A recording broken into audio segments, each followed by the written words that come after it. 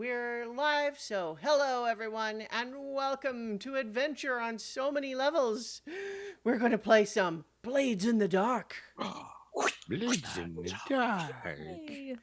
I am Christiana Ellis, and I am the game master for tonight. Our players, Jenny Meltzer as Nightshade, aka Zaleen. Stab. That's my blade in the dark. Well, we needed the sound effect because we couldn't see it. Paul Fisher as Garland, aka Zinhorn. Hey, how you doing? Starla Hutchton as Primrose, aka Lynn. Most definitely, this woman is not our friend. And Mark Kilfoyle as Indigo, aka Nedry. Right on the edge of cosmic power. So, it's been a little while since we were able to play these characters because this is a time of year where everybody's taking turns being unavailable. And so we've had weeks off, and we've had weeks where we played a different game. But we're back now, and it is time for the big climax of your adventure here in the moon-shadowed sea, because the Pocket Protectors, as we know and love them, adopted magical false identities granted to them by Archfey so that they could travel to the magical Feywild undersea location of the moon-shadowed sea, which is enchanted so that people who normally can't breathe water can here. That magic seems to be Titan-powered by an incredible slumbering creature that is perhaps being held prisoner, perhaps being controlled by an evil entity named the Lady Despair, who also is in possession of a future foretelling artifact, the Diamond with Infinite Facets, which happens to be the very reason why you have all traveled here. You need that thing, and she doesn't want to give it to you. Also, she's just mean generally, and you don't like her. So, her normal thing is charming people into doing what she wants. But you have been rendered magically immune to her charms, and so she's had to use some other options. You are now poised immediately above this Titan, and you have a magical artifact of your own, a crown, which can nullify any Fey contracts. And you have basically threatened that you're going to free the Titan with this crown, which would disrupt the Lady Despair's operation substantially. But that's not really what you want. What you want is the diamond. And so instead of showing up in person, the Lady Despair has instead, apparently, told all of the treasure hunters who also make their homes in this region that you're here to blow up their spot. And so that's where we left off, is that a bunch of these treasure hunters have basically showed up to tell the Scare Stoppers, the secret name of the Pocket Protectors, that we're not going to let you do that. So, with all of that reviewed, what do you want to do?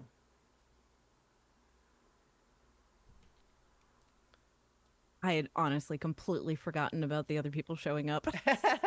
Yeah, Well, I did too. Other people? So, yes, so other people in the area right now include a bunch of cultists who have been magically drawn to and worship the Titan, who you have pacified to some extent by persuading them not to be hostile towards you. But having just shown up from the kelp forest that led you here is a bunch of treasure hunters who have come out with them. Some of them have real weapons. A lot of them just have things like pickaxes and spears, like fishing spears and that sort of thing. But they seem prepared for violence. And there's a bunch of them, let's say several dozen. Perhaps individuals of them wouldn't be too much of a threat, but there's a bunch. So that's where we're at, is the Lady Despair has still not shown herself. but the treasure hunters are here. Why don't we just tell them, if the Lady Despair showed up, this probably wouldn't happen. I think So you should you try s- charming them or counter you charming said them. you said that there were like a couple dozen of them. Yeah. So if they're standing like in a little mob, Mm-hmm. would it encompass like 30 feet or bigger than that? They're spread out a little bit, but I would say the majority of them would probably be within a 30-foot radius. Okay. But Are they're- they within 120 feet of us? Of where we're Yeah, standing? more or less. I think too, with the mechanics here, we can fudge the distances a little bit, but it seems like you have a magical idea that we will have to roll for to see how well it goes. Yeah. I would like to expend some charges of my cloak and encompass them in the evil shadow ribbons. Okay. Well, you know how this works when we're playing Blades in the Dark. That is Yeah. going to be a roll where you are probably using your attune, if I recall Mhm. correctly. That's what you've been using for magic. Yep. And I think that this is a fairly... So, first of all, before we do a roll, I'm going to start a clock here. This is an 8-step clock to deal with all of these treasure hunters. So that means that to completely resolve the situation with them, you're going to have to fill that whole clock, which is, that's significant, right? Mhm. However, what I am going to give you is, I'm going to give you that this particular move with your shadow cloak is going to have a great effect if you get a success, which will be 3 ticks of the clock. But this is definitely risky because they have come expecting to fight, and you're definitely doing something aggressive that any of them that you are not able to capture with this venture are going to take that as a declaration of hostility. Okay. So that is risky, great that you can roll for this defeat the treasure hunters. Does anyone want to help me out with this? I can help you out. Okay. Okay, how are you helping? How is Zinhorn helping?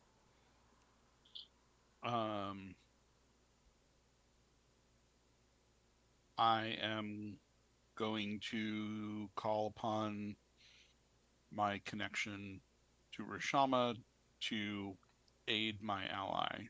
Okay. So you're just basically trying to help her focus her magic? Yes. All right. So you mark the stress, and Jenny can roll an extra die for Nightshade. Yep. All right. So that is 5-4-1-5, which is a mixed success. Let me pull up and get that this classic little table here that says how it works. There we go. So on a risky with a 4 or 5, you do it, but there's a consequence. And so you would suffer harm, a complication occurs, you have reduced effect, you end up in a desperate position. I think that in this context, what's going to happen is that you're going to get a bunch of them trapped within your sphere of shadowy tendrils, and that's going to reflect 3 ticks of this 8-step clock. And you are going to then find that the ones that you did not capture are going to immediately attack and head straight for you. And so I would say right now, Nightshade, you are in a desperate position as they are charging at you with a full-on aggressive attack. So what are you going to do? I'll remind you also that you are also all at 4 out of 6 on a clock for communicate with the Titan? Um, I will. I would like to command the cultists to attack. Okay. Okay. Because I have the occultist special ability, Yeah. Yeah. and once I've consorted with one, I get 1 dice to command cultists. Okay, okay. So that's fun. I was about to say, I think that even though you had pacified them, that you would potentially have a limited ability to actually command them into battle on your side. However, that trait of yours, I think, does give you an edge. So I think I'll give you standard rather than limited. However, you are desperate still. It's a Yeah. desperate standard for this particular move. And just because it is Nightshade that is in most immediate peril here does not necessarily mean that it has to be Nightshade's move. But we can but she spoke up first, so that's what we're doing. And everyone else should act as you see fit. Okay. But let's see All right. a desperate standard move for command. Oh, look at that. That's 6-3-5-5. So that is going to send. That's a success. It works. You do it, and the cultists. So give us a little flavor of this. This works. They intervene on your behalf, and so I think. So here's the thing. What did you tell them to do? This is important, and for how we interpret the success. I would like to yell out that they're here to hurt the Titan, protect it. Okay. What I'm going to say then is that you can choose to have them attack and mark ticks on the Defeat the Treasure Hunter's clock, but that is different than protecting you. And so I think you still have a consequence heading your way. And I think that I think that one of these sea elves is swimming straight at you with a fishing spear on one of those like elastic things that lets him like spring it out at you, and he's going to to stab you with it, and so you have a level 2 harm coming your way of speared. Okay. You can choose to resist it, but that is, of course, resistance roll stress. Yeah, I'm not going to do that because I am like maxed on my stress. Okay. Well, so I'm speared. One note on that. So Paul, I know that you have your character. Don't you have like a bodyguard thing? Yes, I do. So I think you can like choose to take. I can take that damage. Okay. I'm going to protect Nightshade. All right. Take 1. So I think the way it works is you essentially take the hit instead of her and gain 1 extra die for your resistance roll. Yeah. When you protect a teammate, take plus 1d to your resistance roll. Right. Yep. Okay, so we have Garland leaping in front of the spear to protect Nightshade, and you have the level 2 harm spear coming your way unless you want to resist it. I do. All right, so this is going to be a prowess resistance. And we'll see how much stress that costs you. And I get 1 bonus die. Yeah. Okay, look at that. That's a 6. That means you resist it, and it becomes a level 1 grazed. Okay. Right, but that is a physical harm, and so do remember that it means, I believe, you will take less effect on moves that require physical physical Okay. stuff as a So result. that's my second level 1 harm. Okay, so you're allowed to have 2, but do keep Okay. track of those harms because they're Oh, yeah. meaningful. Okay, so that does mean that you have got a number of these treasure hunters trapped. You have a number of them being grappled now by the cultists. Things are turning your way, but like, what's the larger plan here? What else? Fight. I have one job. Mm-hmm. And So I do want to stay close to Nedry, Okay. just in case he needs protecting. I want to throw up a blade barrier Okay. around us. I'm gonna move back. It just made me laugh because you were like, I want to throw up. I was like, yes, throw up on them. Yeah. I already did that. Yes. Still Yeah. in my bit. no, it's a callback. Mhm. I would like to cast blade barrier, please. All right. So, what are you wanting the blade barrier to do? Because We're underwater. well, no, We can not go up and over it. I mean, that's I'm not worried about like the 3-dimensionality of it. It's more a Okay. matter of a blade barrier is something that might make you marginally more protected from harm, but doesn't necessarily hurt them. Right? Or like that's why I'm asking you, what is it that you're Right. wanting it to do? I was thinking it would keep them from being able to get to us, Okay. which works in air, but they can just swim over the top of it. Well, recall that they're not as buoyant as they would be in normal water, but there might be that's some right. some degree to which they could get over it. But like I said, it's not so much that I'm worried about whether they can get over it or not and just instantly defeat it tactically. It's more a matter of that doesn't ultimately solve the problem. It like potentially makes you more protected in the short term, but they are still around, still trying to stop you, and so they're going to do things to try to get at you anyway. Okay, so I'm going this to put be the a- blade barrier right on them. Okay. So, Which I like, can do. tell me what you're wanting it to do. I want to do the straight line blade barrier because we're in a confined area with 2 access from Mhm. the east and the south, and I can just put it right on the path that they have to come through, Okay. and I can wait until they're on a bunch of them are on the path, and then slice them up. Okay. This is my question. Essentially, are you using it to defend yourselves or to attack them? That's the question I'm asking. I'm using it to attack them. Okay. Well, that's what I wanted to know. Thank you. Okay. All right.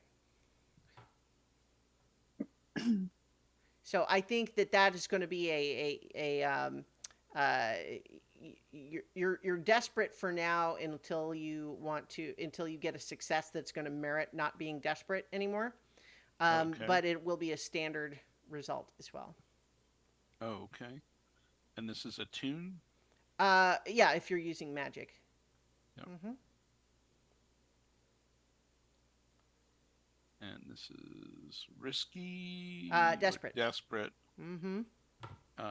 And standard. And no bonus dice. And make sure that if you have any of your level 1 harms would affect. Oh, So you have grazed and I have grazed and doubt. doubt. I But feel like I don't know. Doubt. What do you think? I mean, I I will let don't you decide. I didn't write down what the effect was. But doubt, it just I says think, less was effect. doubt. Well, but I think we have to just think about it in the fiction. Is that if you Yeah. have a harm that you're doubting, what would that lessen your ability to do? It doesn't have to be this, but it has to be something. It has to mean something. Okay.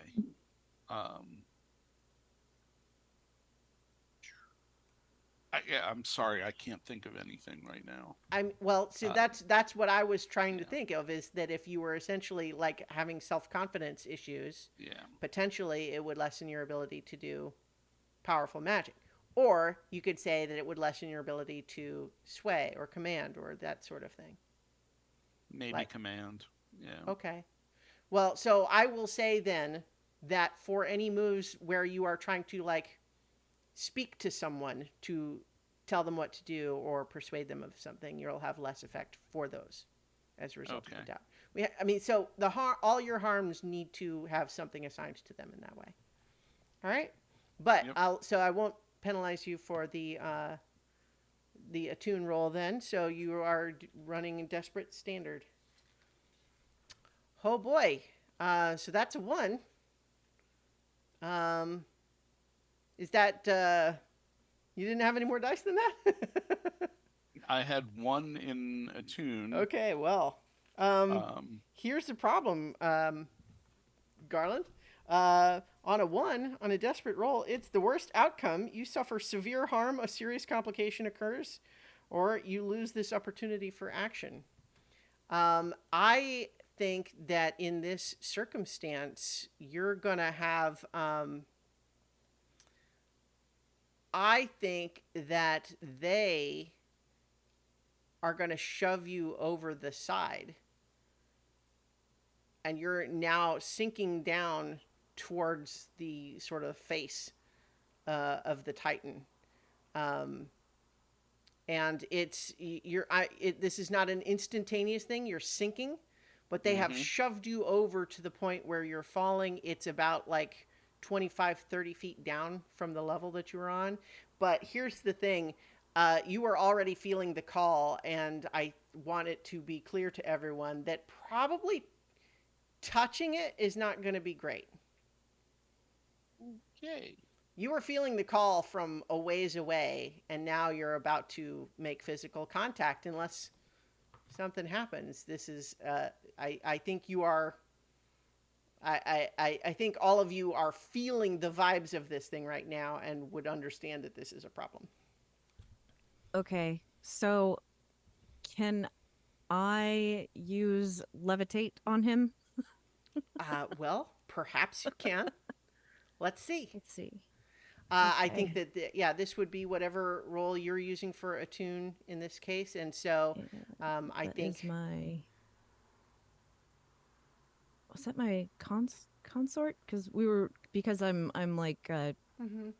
charisma based. Yeah, I mean, so whatever one that we what we had been chose? using is fine. I've hardly used any spells since we Yeah, were playing Blades that's in the fine. Dark. So I think it was Okay, consort. I think we agreed that that was fine. All right, so it's desperate. Yes, Right. certainly desperate in this immediate scenario, and I'm not starting a clock for it, but basically, a success is going to mean you get him to, stop falling. Yeah, he'll rise 20 feet in the air. That's it. Like that's as much as I can do. Yeah. Is the standard effect? Yeah. Okay. So in this case, like we're not doing it with a clock, so it's going to be a case of like, if you get any success at all, that will happen, but there might be some other consequence if you don't get a full success. All right, and I don't think I have any bonus dice, so here we go. All right. Okay. Oh, yes. Oh, 316. Okay, so with a 6 there, I think what that does, like you are, I'm going to say that takes everyone out of desperate and puts you back into risky. But right now, Zinhorn, you are magically held aloft by the levitate. You're not over ground again. How far away from me would he be? Well, they shoved him pretty good, so he's probably like 10 feet from the ledge. Well, I'm just considering that maybe I could have packed a rope and can toss it to him. Yeah. I mean, I think that that's reasonable, but like, so what while that's happening though, what has Indigo been up to?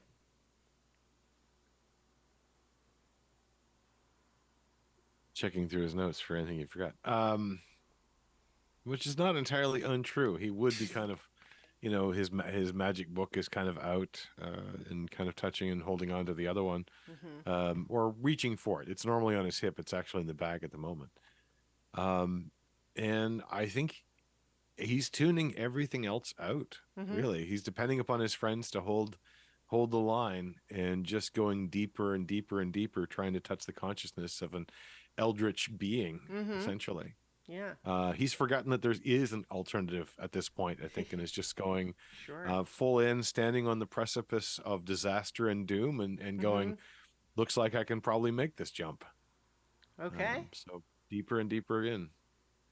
All right. And so when you say jump, you're still talking about a psychic connection and not physical contact.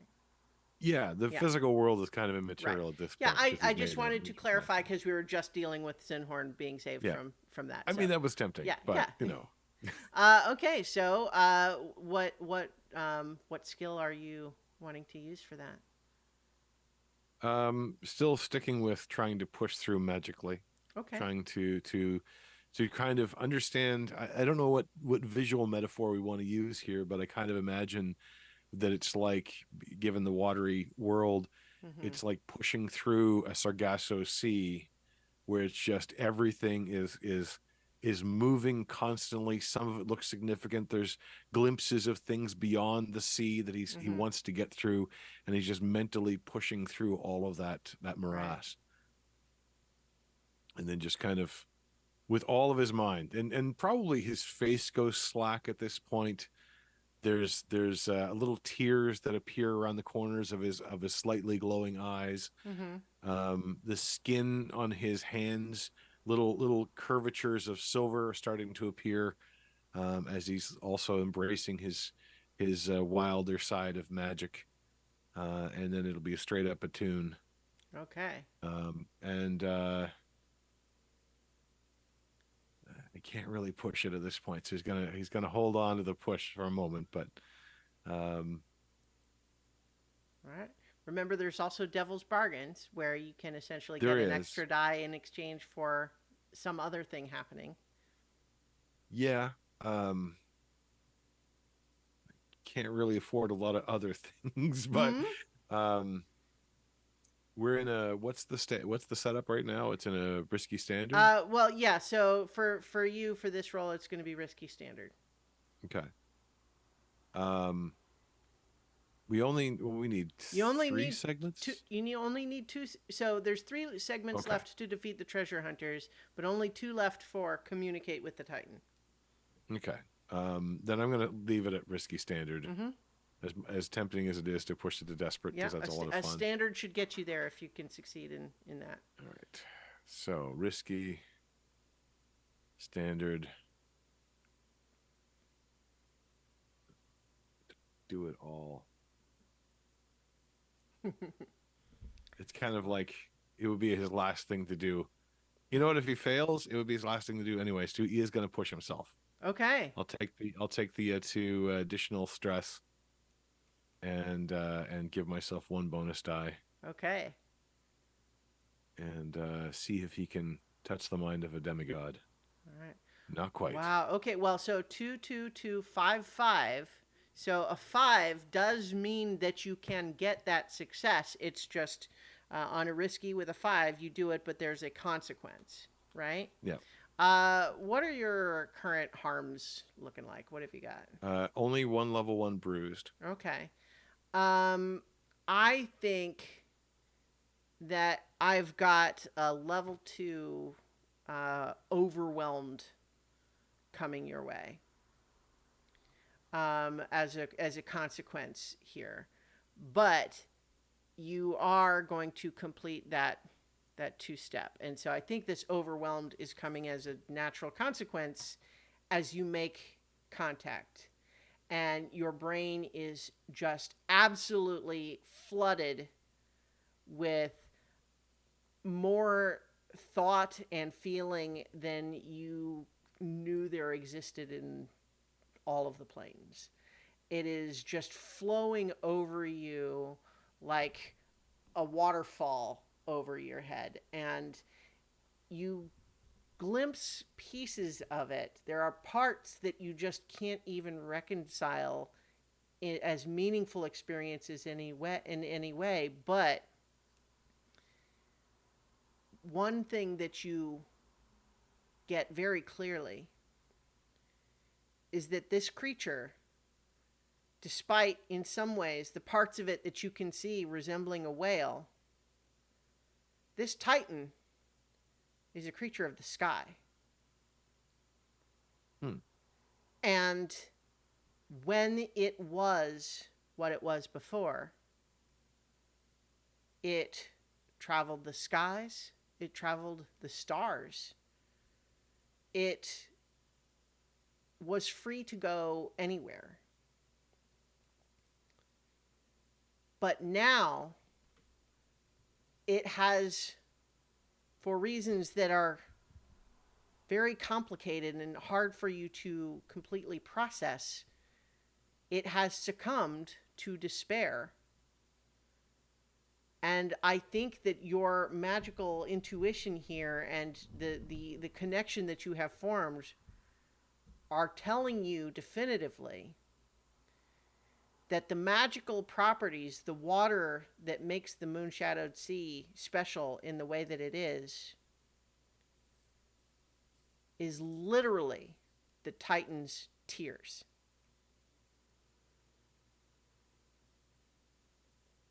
As the tears emerge from this Titan and flow into the water around it, it is that water that makes up the magical area of the Moonshadowed Sea. And you recognize that there may be a lot of different reasons why the Titan has come to be in this state. But you recognize now that it was once a creature that traveled the skies. And now it is here because it is in despair. But you have made a connection. And so you are overwhelmed unless you're going to try to resist that. No. Okay. So you're taking the level 2 harm overwhelmed, and I think that that is going to apply to any sort of like mental attempt. So, and I believe that with a level 2 harm, that is 1 die less for things like that. So having made this connection, the connection is now open. It's not over. You've made contact. Everyone else is still kind of fighting, but what happens next, everyone? I'm gonna toss a rope that I brought along All right. to Garland. Okay. So I think that that's not difficult. It is going to allow Garland to sort of pull back over, but you are now, as a result of taking time to do that, you're being, attacked by the remaining treasure hunters now. Some of them are also trying to beat at the shadow tendrils to see if they can get it out, get their friends out. And they are shouting at you why don't you mind your own business? We this is our way of life here, and you're just trying to ruin it. We're just trying to talk to the Lady Despair, not on her home turf. That's it. That's all we want. So are you trying to actually sway them with this? Yeah. All right. I think it's going to be a limited result right now, but you can absolutely make that attempt. You would be at risky limited. Yeah, but Okay. I mean, absolutely can make that attempt. Here we go. 4, 4, 5. Reverse. Okay, so with a limited, you do get one more tick of the clock, so that puts you at 6 of 8. You convince some of them, they rest a little bit, but I think what you detect is that as you are talking to them, there's sort of a magical shimmer over many of their eyes, and you realize that maybe stopping you is something that they would want to do to protect their livelihood. But the reason they are so sure that they need to fight you is because the Lady Despair told them they have to. And there's a magical thing there that just words are not gonna penetrate. And so, as a result of an imperfect success there, you do get that that one tick, but you've also got a couple of shovels looking to whap you upside the head. So I think you would have a level 2 concussed coming your way, I'm or gonna shoveled. You're still bodyguard. dangling by a rope. You can't do Well, anything. no, you've just pulled You've him just over. pulled me in. Yeah. I'm gonna do the bodyguard. Okay. Okay. So remember that you. So this is a resistance roll, so it's not affected by the Right. harm you have in this case, but you are going to be. It almost doesn't matter about the resistance roll because you Okay. have your full up on level 1 harm, so it's going to be a level 2 harm no matter what. Okay. So you almost don't even need to resist it. You can just take it and not risk having to spend dice on it. Okay. You follow me with the mechanics there? You won't take stress if you Not don't really. resist it because it's going to be the same Right. result anyway. Okay. Yeah, because you can't reduce it to level 1 because you're full on level 1. Right. Seeing the glittery eye glow of Mhm. magic, I would like to cast Dispel Magic Okay. to revoke her charm upon them. All right.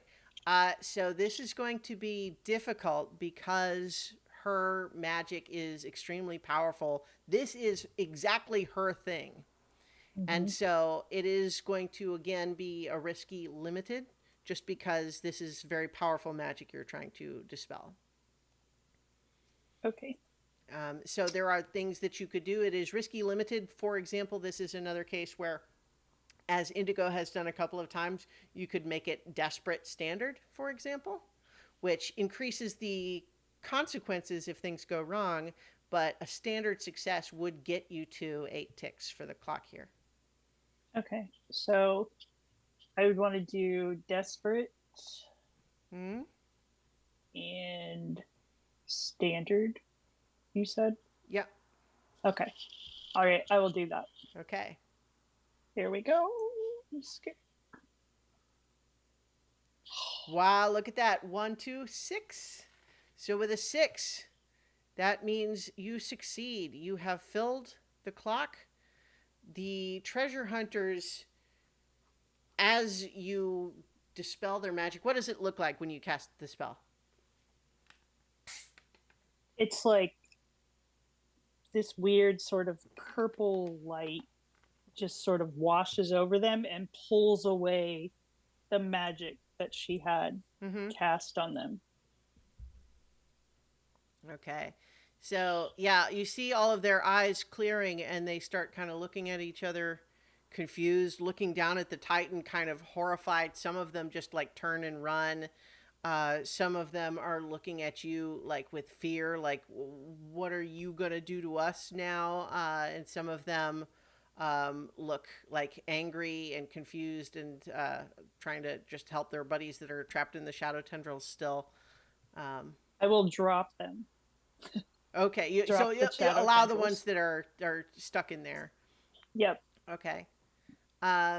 So as they start to flee, you have the cultists now having they let the ones that are fleeing go, but several of them have noticed a glow coming off of Indigo and have kind of gathered around in a circle from him, kneeling, but not like bowing to Indigo, but like taking in that something important is happening with him. The claw. La chooses. So I don't know if this is going to work or not, Mm-hmm. but can I use sending to call out the Lady Despair? I mean, sure. I won't even make you roll for that. All right, guys, are we ready for this? Yeah. Kind of Oh, look at heck yeah. Nedry. Does he look ready? He looks ready. Like, that's a lot. Okay. So I'm going to cast sending, Mhm. and the message will be, want to know why your plans haven't quite worked out? Come have a chat at the Titan. You hear the response, "Oh, I'm already here, and I wouldn't say that my plans haven't worked out." And you hear it not in the magical return, but you see her emerging from this temple that you see at the bottom right of the map. Here, let me put the map back on the stream. So, if, across the Titan, you see that there's this little temple there, and stepping out from there, you see the Lady Despair, and more to the point, you see her holding what looks like a crystal ball.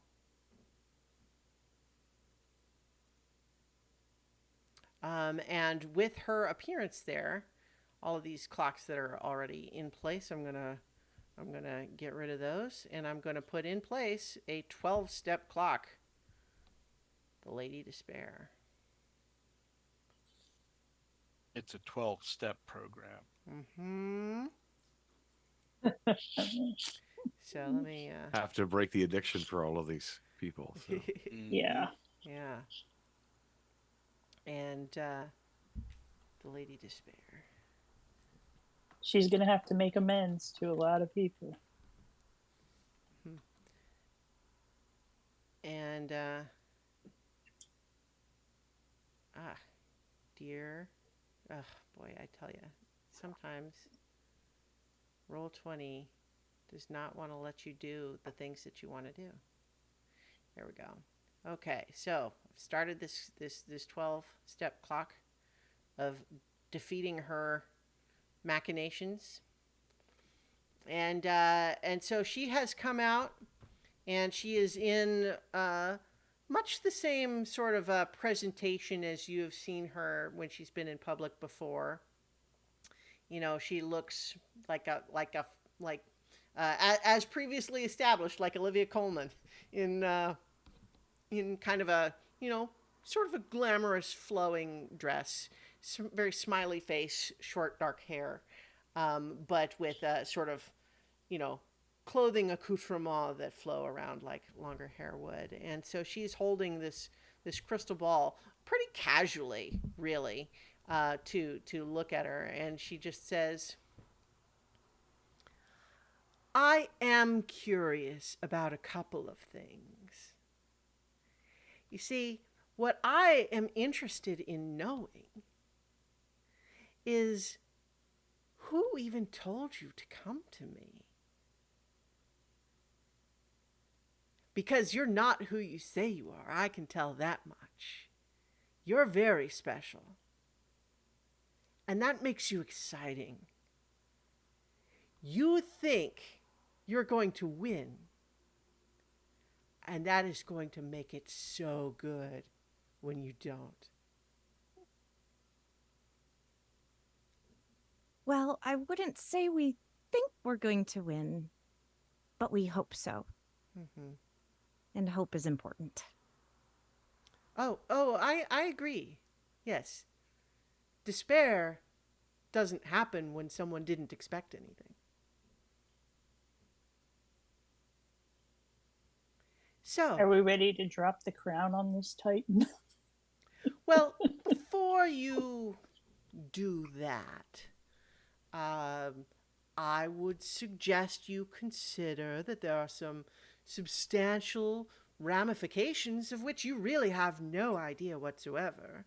And it would not result in you leaving with this, which is what you really want, isn't it? Holding up the diamond. This is why you're here, isn't it? We're here to make a deal. Really? You like deals, don't you? Well, I do. That's certainly true. Now, this deal, though, that you're talking about,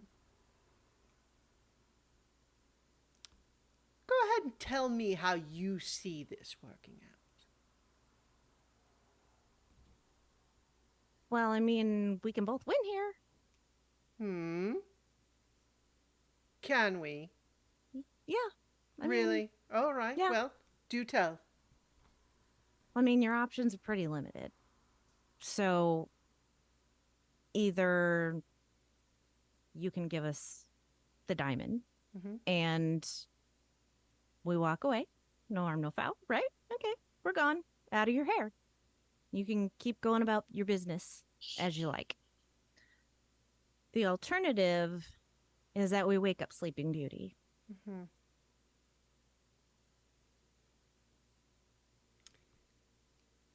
Well, here's the thing. I I like this diamond a lot. I'm sure you believe you understand why. I consider it to be one of my most precious treasures. And along it, this little fiefdom I have established here, where I'm feared, respected, sometimes loved for a while. I love these things. But you know what? They're not the first things that I've loved. I have rebuilt before. So why don't I tell you this? You drop that crown on the Titan, I destroy the diamond. How about that? Counteroffer. I don't know. That thing is pretty powerful. Mm-hmm. Mm-hmm. Seems like You it would take probably go ahead. well, it just seems like it would take a whole lot of magic to make that happen. Oh, to destroy it? Yes, quite a lot. Magic that I have, you see. Well, Mm-hmm. I think you should also consider the anger of this beautiful creature towards the one that's been holding it prisoner. And who is that? Do you think it's me? Oh, I'm pretty sure it is. Oh, well, I have to say I'm a little disappointed. I thought you had figured it out already.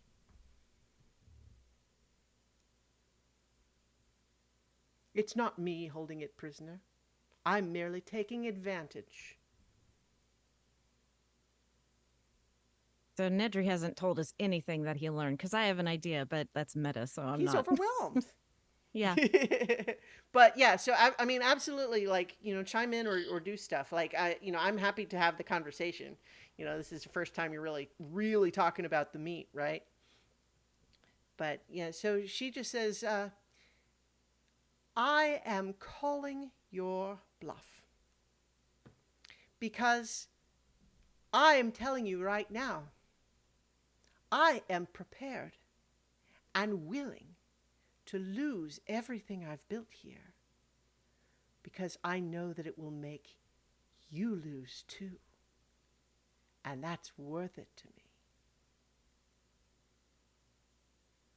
Or So he- I suppose I could be satisfied with less. But fair's fair. If I have to do with less, so do you. well, I mean, there's also the whole, this whole everything getting overwhelmed by all the, nightmare creatures and everything. So that's fun. Oh yes, I have enjoyed the spiciness that has been developing of late in the darker corners of the plains. Yeah, well, I don't know how much you're going to enjoy it when it's on your doorstep. Yes, well, I don't know either. Perhaps we'll have to find out. Maybe I'll You love don't- it. Yeah, I feel like it doesn't work out like that for anybody. Tell me all about it. What do you know about this nightmare stuff? Probably more than you do. Well, But nothing is free. Sure. So, instead of shouting across this gap, disturbing our poor sleeping friend down there, why don't you come on over here? We'll go inside the little temple. We can sit, have some tea. I don't think I like that plan. Why don't you come over here? I think somewhere in here, Mm-hmm. all of Indigo's friends Okay. start feeling weird touches in the back of their minds Mm-hmm. as Indigo's trying to communicate telepathically, but not being able to really focus on any individual person, very much still overwhelmed in that moment. Mm-hmm. And it comes out in a sort of stuttering wave of half-formed words and mixtures of metaphor and images and all of these things. Something along the lines verbally of, in some of the ways, the tick that he's developed as he's been down here, both with his obsession and his overwhelming before, and that state where he's unable to complete sentences, unable to fully express himself, even though he's trying his utmost to do so. I'm not sure if I can channel it in the same way, so I'm describing it more. But there's elements of curiosity, of images of stars. There's a memory of him as a child staring up at the sky and wondering what's there. And then there's a reverse image of him imagining being in the stars and seeing this one small thing among many other things. There's an element of every time anything has happened to Nedry which made him feel sad, each of those glimpses into his memory is the only way he's got to express himself. So there's a moment when he's a very young child and he slipped and cut his hand on the tools that his family uses for all the incredible clockwork that they make. There's a moment where a spell backlashes and it burns up his arm that it needs time to heal. There's an element of him being confined inside the black goo when he had on the other crown and desperately trying to understand it, trying to ride the balance between understanding and overwhelming there too. And so all of this strange miasma of emotion and expression and communication is coming out. And I wouldn't mind trying to make, I guess it would be a sway roll to try to communicate something clearly. Mm-hmm. Um, but it'll be 0 dice Well, because of the overwhelming. yeah, yeah. So here's the thing. I am. I'm thinking this is going to be kind of a special role and not a standard sway role for a couple of reasons. One is you have opened your brain to the fire hose, essentially, right? And what you're finding as you start trying to open the connections to your friends as well is that as soon as you've kind of cracked the seals, so to speak, you almost can't hold it in.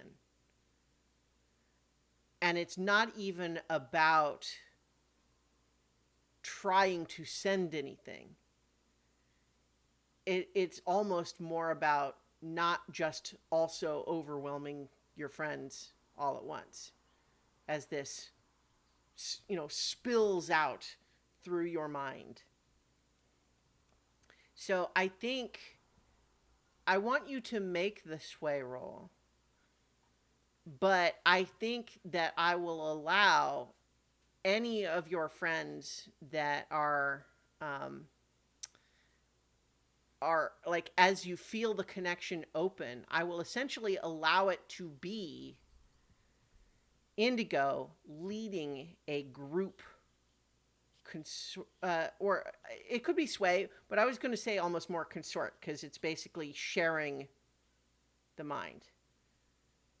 So what do you think about perhaps a group consort action, which would mean that you all sort of make the move, and whoever gets the highest dictates the outcome. But you would potentially take stress for anyone who has a failure as their highest result. I could take that. I can do that. Well, I think under the circumstances, Indigo Mhm. has to be the leader of it.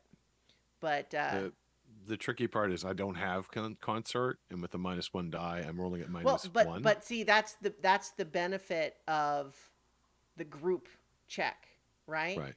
Is that everybody rolls their own consort, and if anybody gets a 6, 6 is the result, and it's just a question from there of how much stress you might have to take. Okay. Does that sound like Mm-hmm. something you all want to do? Yeah. Yeah. Okay, so I think in this circumstance, it's I think just for the flavor, we're going to go ahead and say this is still desperate, and it's not specifically for a clock here, because this is doing something a little different. But we're essentially going to I'm going to flavor this on a clarity question, right? So we will see how much you are able to communicate with them, and that will be the kind of like a gather information roll, right? Mm-hmm. Okay. Are we doing resolve or consort? Consort? Okay. So it's desperate standard? No, yeah. So desperate standard in that circumstance, yeah. And it's a normal roll. So Yeah, like I think you could each push yourself for your own roll if you wanted. I can't. okay, but like the So- minus from the harm. Oh, Doesn't I think yeah. So in this circumstance, the less effect for yours doesn't matter. Okay, but I'm also So- at -1 die, and Okay. I have Yeah. 1 die. All right, so okay, so yeah, so you would essentially roll appropriately. It would be equivalent of 0, which means you roll 2 and it takes the lower. All right, So I'm going to push myself. How do I roll -1 dice? Okay, You well, can so actually if select -1. yeah, if the answer is it would be -1, and you roll it, then what it does is roll 2 dice and take the lower. And so we've got so in this case, Nightshade is going to get a 1 because she rolled a 4 and a 1, but it's 0, so she takes the 1. Garland got a 3, so that's also a failure. Primrose got a 5 as the highest result.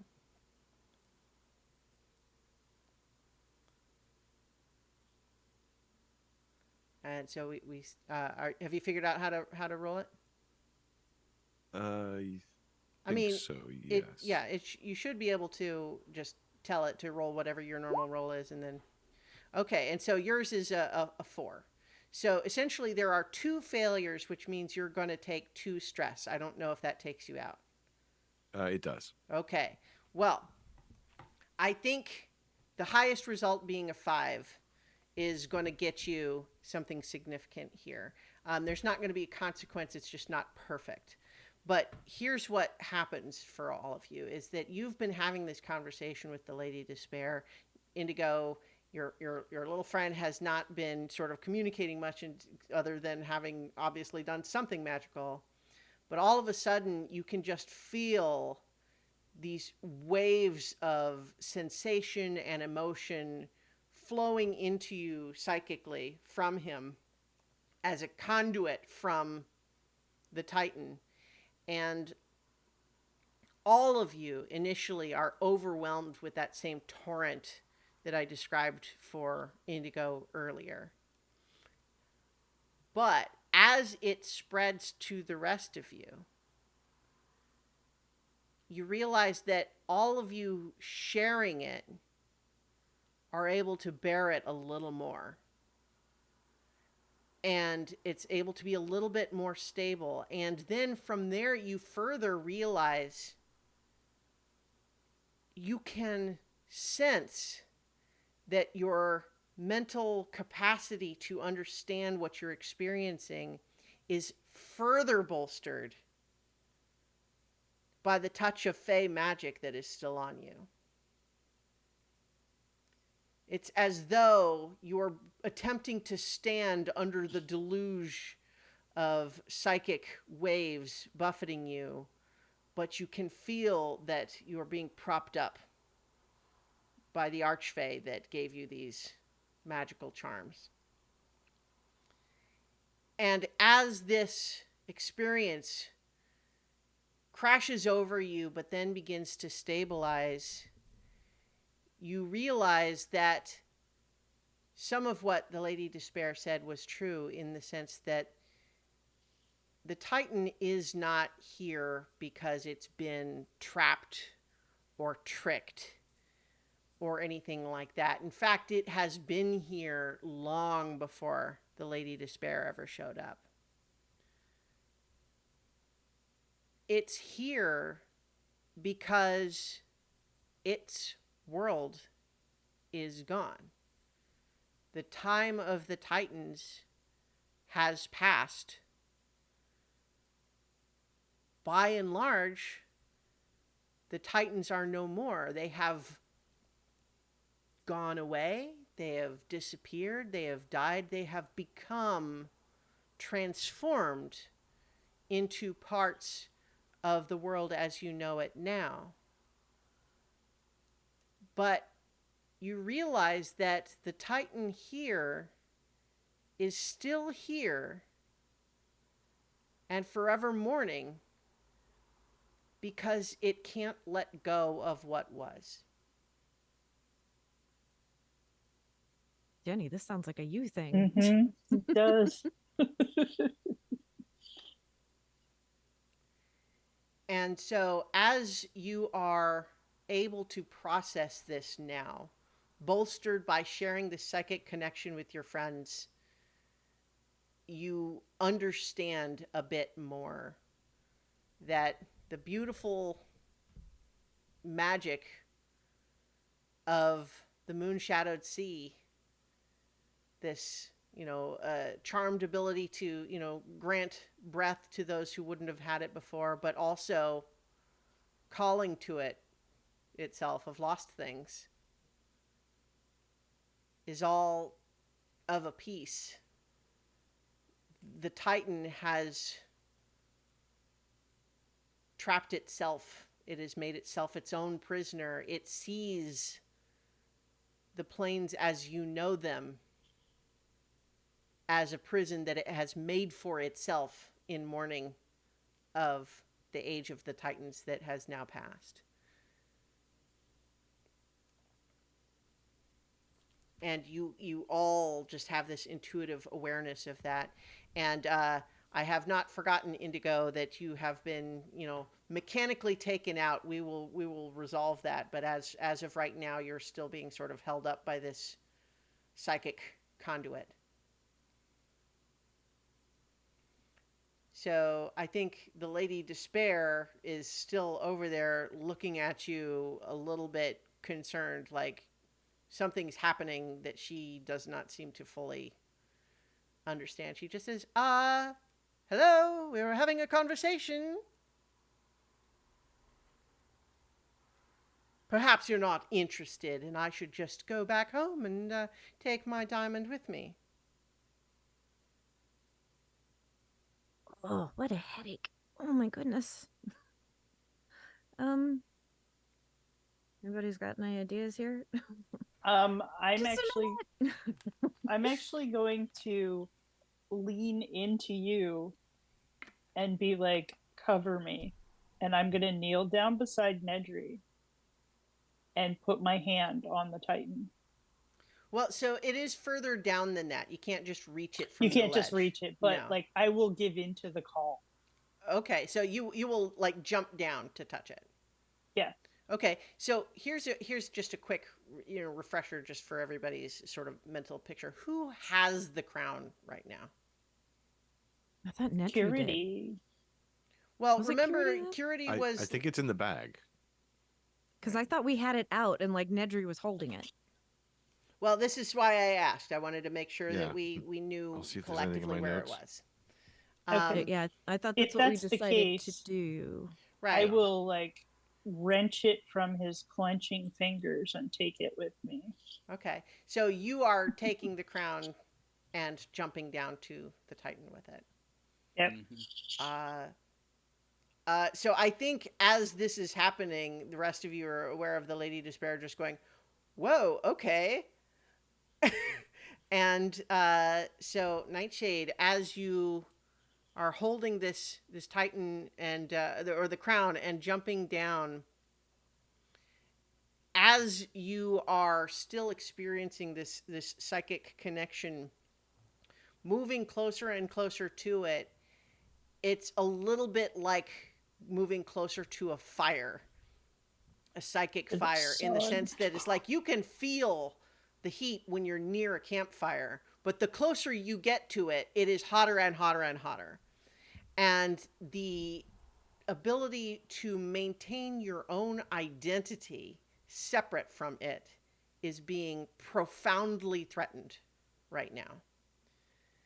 And I think just from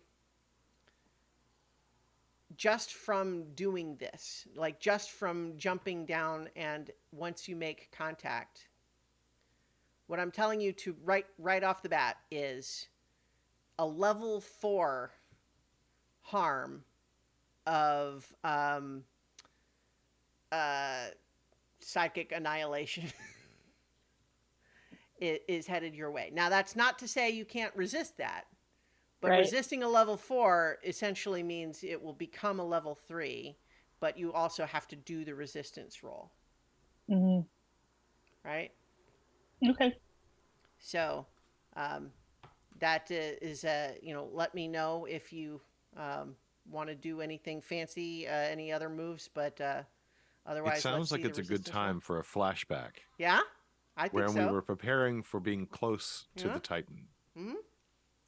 That seems like a great idea. So, um, flashbacks usually cost stress depending on um, how complicated or difficult it would be. So, tell me what this flashback sets up, and then we might do a roll or determine how much stress it costs depending. Because so I want you to let's show me the flashback. Show me what you were doing to try to prepare, and then let me know what effect you think that has in the present. Unfortunately, Nedry can't do the flashback because it costs Yeah, I stress. But can't either. I think it's a good time to do one. Well, I any of you can call for the flashback. Yeah. Okay. What if we I still what have if we, stress. knowing of the call and how this would psychically affect us, we actually hunted down some kind of psychic magic item, like to sort of like block your mind from Mm-hmm. that kind of invasion and protect it? Mm-hmm. So, does protection from evil and good apply in this situation? I mean, it potentially could, yeah.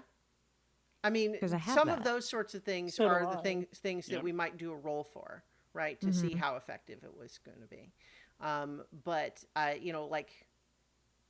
also the idea of having found a powerful magical item that will do just exactly the thing you want is probably an expensive flashback from a stress perspective. That's not to say you can't do it, but remember, if something calls for a roll, a failure in a flashback roll does not mean you don't get the result of the flashback. It means there's going to be some other consequence from it. Right.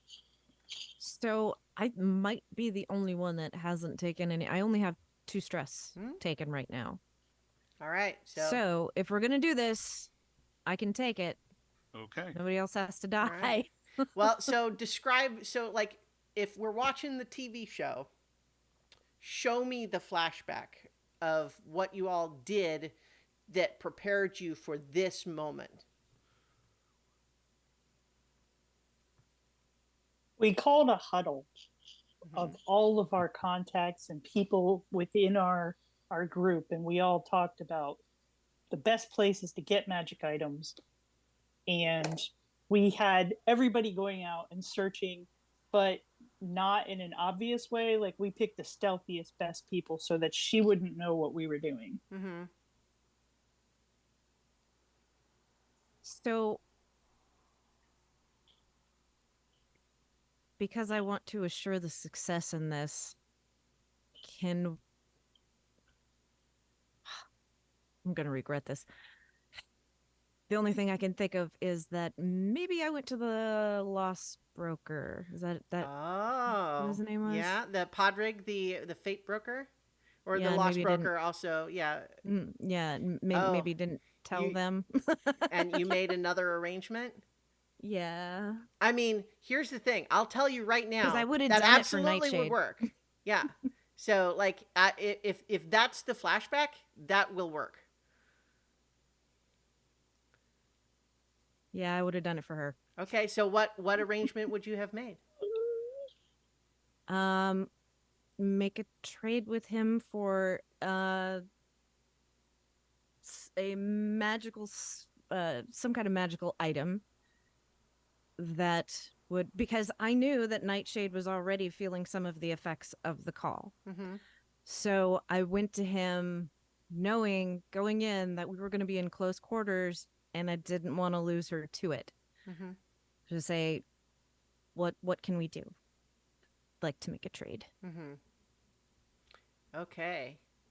So, essentially, the outcome that you want, that that you would have told Podrick about, is that if and when any of you must come into direct contact with the Titan, that you will not lose yourself to that experience. That is the outcome that you are bargaining for. Right. And if we can only get one, I want to get it for her. Because it's just me, so. Mm-hmm, mm-hmm. Okay. I will say that only requires one stress to have that flashback, because really all it would take is you just sneaking away for a little bit, right, without telling the others. So did you tell anyone that you had done that, or you kept it entirely secret? Okay. So I think that what starts to happen, Nightshade, as you are falling closer and closer to this and feeling the psychic heat intensify exponentially as you get closer and closer, is that this psychic connection that first came through Indigo and then spread out and stabilized with the rest of you, shared by your common bond, begins to spill out from you as well. And it finds where they are Curity and Aster and Paradise and Buster and all of the other people that you met here, and even going further. And you feel your mind touching everyone that has helped you on your journey so far. And there is a moment where all of you feel mentally connected to all of your friends across the plains. And together, you can hold the burden.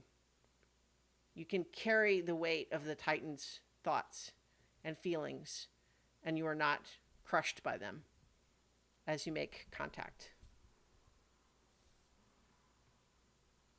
And that's just going to eliminate this harm coming your way.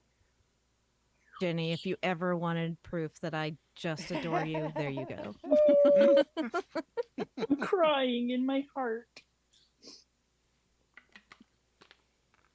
So you're touching it now, and you know that the thing that is keeping you from just being, washed away in the psychic flood is the support of all of your friends, not just here, but everywhere. And in that moment, everybody is carrying a little bit of that burden so that you can do what you're trying to do.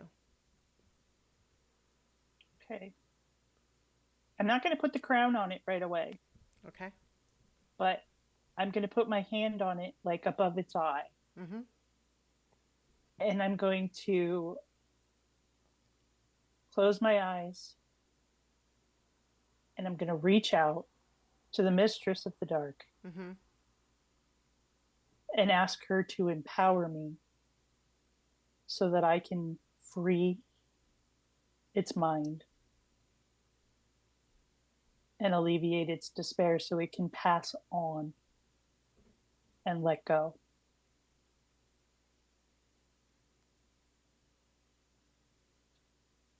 So here's the thing. I could call for a roll,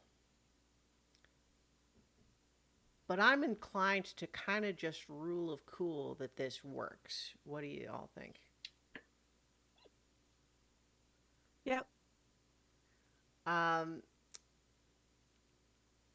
I think it is not an immediate thing. There is a moment where you feel as though you are now a colossal creature in the stars. Recognizing that everything you've known is different now. And wishing for it to be what it was. And you feel yourself going through this mental psychic transition of understanding that for the first time in uncountable years,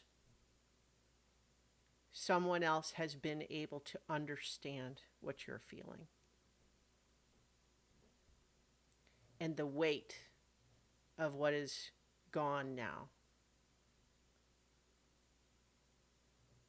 No one mortal creature could have ever understood.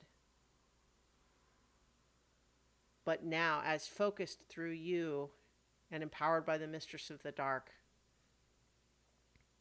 it's been heard. It's been understood. And it can let go. And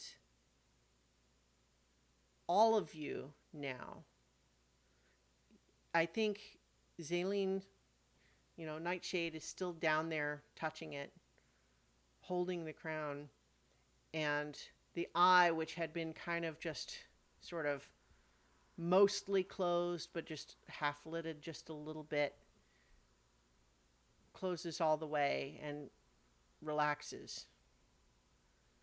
And you all start feeling like tremors around you. And the Lady Despair says, "What have you done?" Called your bluff, I guess. "Well, I hope you weren't expecting to get a diamond as a reward." So as you are now feeling that all of the ground around here is starting to shake and tremble, and you feel strange currents swirling around you. Something big is obviously happening, but right now, the Lady Despair looks like she is about to skedaddle with the diamond. Might be time for another flashback. I mean, Well, yeah, right? I mean, I want to encourage you to use the mechanics available to you. And remember also that you have all of your friends that you could be calling on in these flashbacks too, right? I do have Otto's Irresistible Dance. Like if we were playing D&D, that stuff would just work. Sure, but... sure. I mean, she is very powerful, and so it's something where we'll do a roll, but I mean, it's absolutely something that is gonna, that would be funny as hell. Yeah. So, Plan 54. I mean, Auto-Zero If is she just- decides to run and we surround her with all of our friends, at some point we might be able to take the diamond out of her hands. Mhm. It's a Isn't risky she- one. Also on the other side of the chasm, though. Well, But yeah, we have but, all of but our again, friends. Like, yeah. maybe Yep. not everybody came. Like, right Yeah. on. If you look on the map, it's just like Hmm. there's 6 of us, but maybe we had our whole posse. Yeah, Well, like. So Uh, Paradise is very sneaky at times Hmm. and useful at helping people. mhm. So if no one's paying attention to them, and of course our biggest friend, they could be Buster. elsewhere. I'm sure we're going to be drawing a lot of attention. I have a feeling.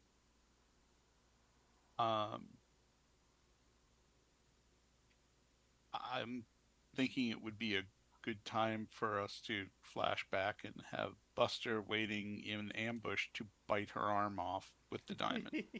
Oh, it would be so cool if he like tackled her to the ground and was just like on top Yeah. of her like a dog. Well, I like, guess I'm going to roar.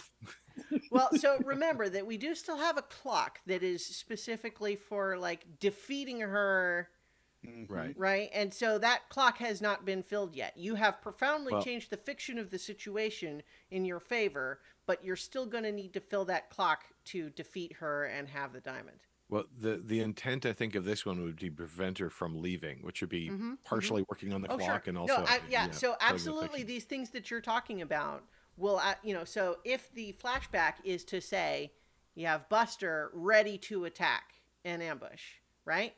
I won't even charge any stress for that flashback, because I think it's just an entirely reasonable plan that is different than what you said before, but that's okay because that's kind of the whole point of the flashback. Is that it's like we thought that that's what it was, but actually what you did was this. But what it means is that we need to have Buster essentially roll to see how effective his attack is, right? So having him be there does not cost any stress. Okay.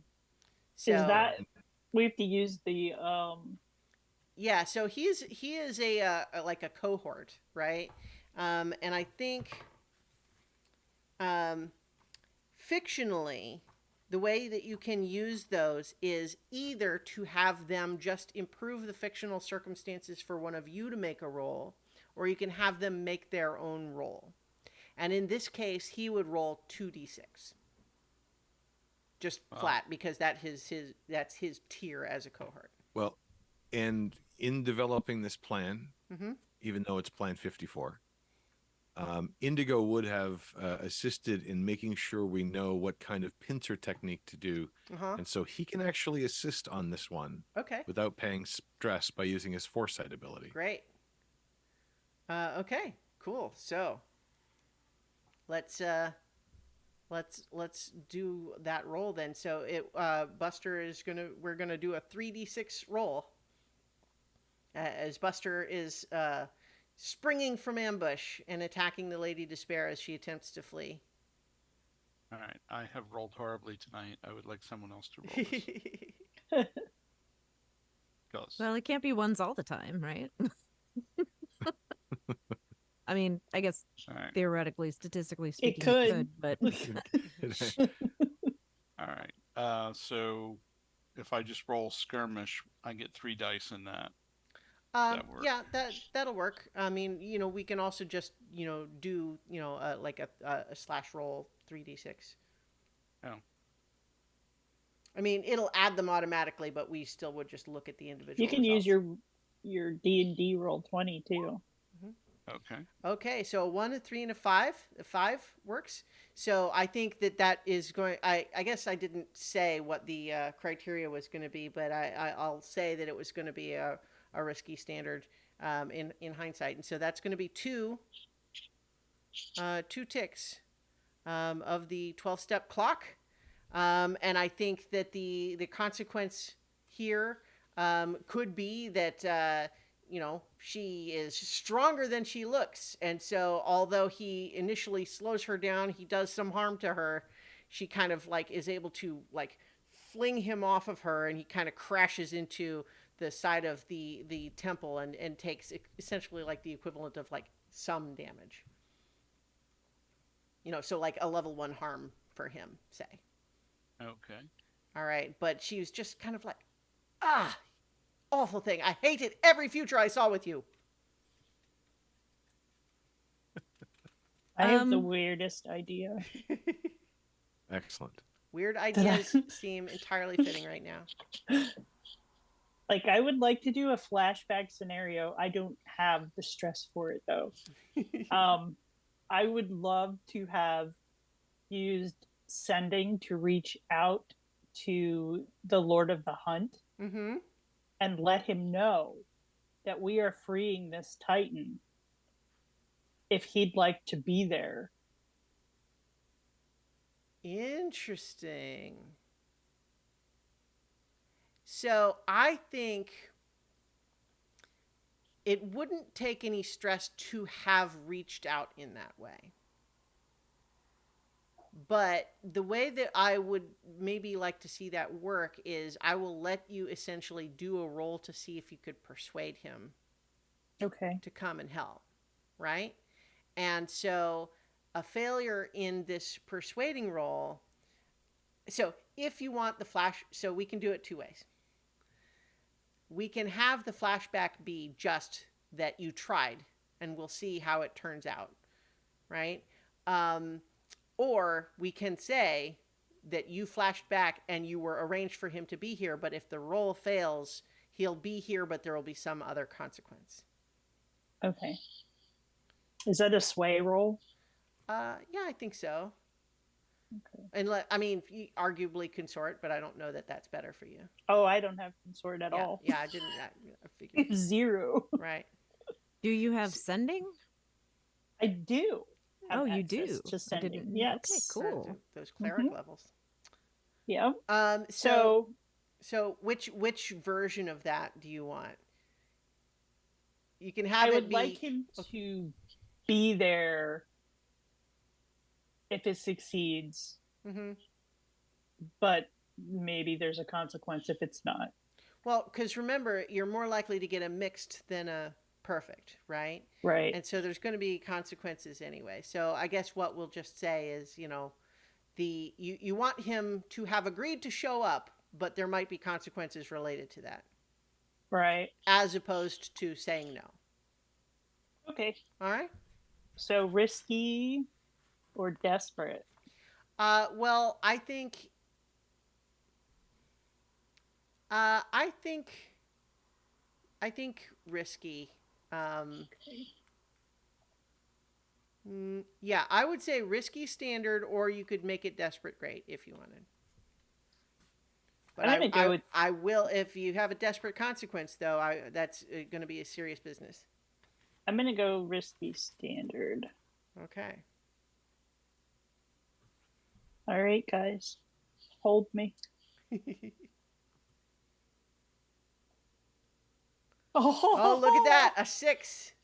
Okay. Nice. I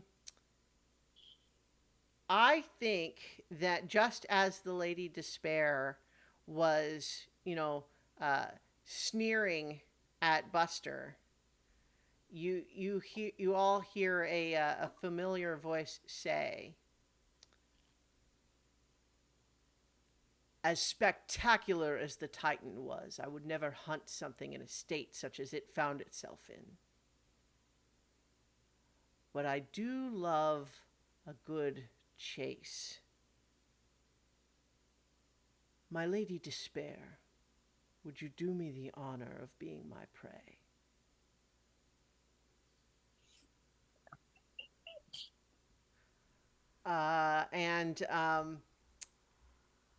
She says, "No, thank you." But I'm gonna let you essentially roll for him the same way that you just did for Buster. But for him, you can roll 4d6 to start. Okay. Because he's awesome. You know what? Make it 5d6. He's an archfey. Okay. I'm going to use D&D because I always forget how to do. Okay. All right, here we go. All right. It just Did it roll? Oh, it's not going to because it's the other one. It's just the well, you little can just do, dice you know, icon in the Yeah. the side rail there. yeah. Oh It's yeah. the last icon. Mm-hmm. Just have it do 5d6. Okay. I'm being generous on this one because I love it. I can't swap back over to the other. Oh, there it goes. Thank God. My stupid work chat is Oh, like no. popping up, and it was. So we got the roll coming? I think so. Huh? Like everything is not moving properly. Here we Okay. go. I think it's. What's the code to just roll dice? Just slash roll space 5d6.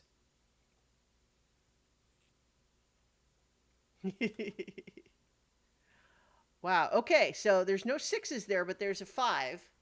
And so that's definitely going to be another 2 ticks on the clock. And certainly as he is here now, that is, that was his sort of initial move, but he is also present now in the scene. So you're at 4 of 12 for complete success here. And certainly he has her attention now. As I think he has, he fired off a volley of arrows that split en route into what became a ring of spears that sort of went around her in a circle, pinning her for the moment. I need to take off sprinting because I have to be within 30 feet of her to cast Otto's Irresistible Dance. Okay. Because I want to give it a shot. Because I think Sure, just sure. ring of spears and she just tap in. Mm-hmm. Okay, well, so I'm not going to make you roll for the running over part, but here's the thing: is that like in D&D standards, I think Otto's Irresistible Dance, as awesome as a spell as it is, usually requires a creature to not be immune to charm, right? Yeah. Hold on, let me see. Yeah, it is charmed. So now I'm not It is saying a it won't charm. work. I'm saying that it's not an automatic, right?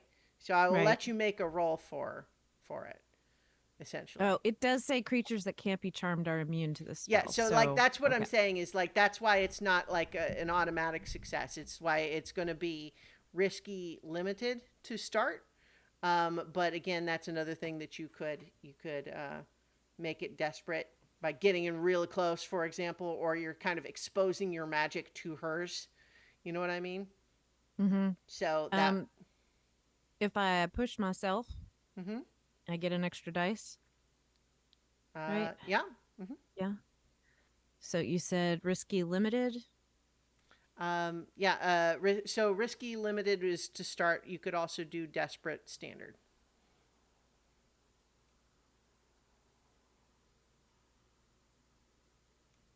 I'm gonna stick with risky limited. Okay. So that'll I'm do gonna How push many- myself. How many dice are you rolling now? With the extra, it would be 4. 4. Limited does mean 1 tick of the die. Yeah, it's only 1 tick though. Mm-hmm.